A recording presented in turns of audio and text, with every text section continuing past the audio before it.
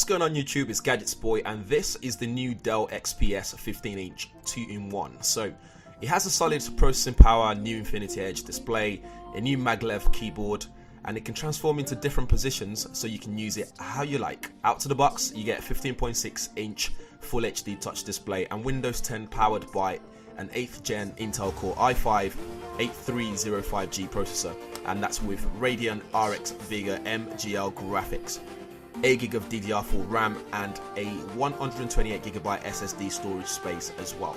If that doesn't cut it for you, you can configure it to a sharper, more eye-pleasing 4K UHD, that's 3840 by 2160 touchscreen display, and upgrade its processor to an Intel Core i7-8705G processor with Radeon RX Vega MGL graphics also.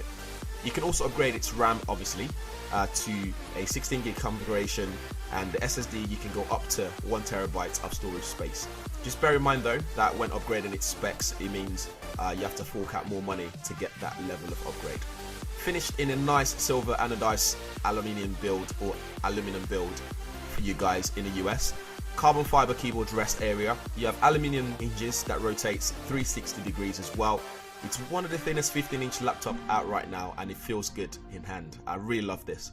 To achieve this though, there's a new maglev keyboard that we spoke about earlier. So this new tech, as the name suggests, uses magnets beneath the keys. In fact, the magnets are rare earth magnets rather than the normal keyboards that we use today. The new maglev keyboard design results in a minimal travel, and it feels really nice to type on. I really love it. The version here is about 4.3 pounds heavy, which is really light. That's important from when folding it over to use it as a tablet form factor.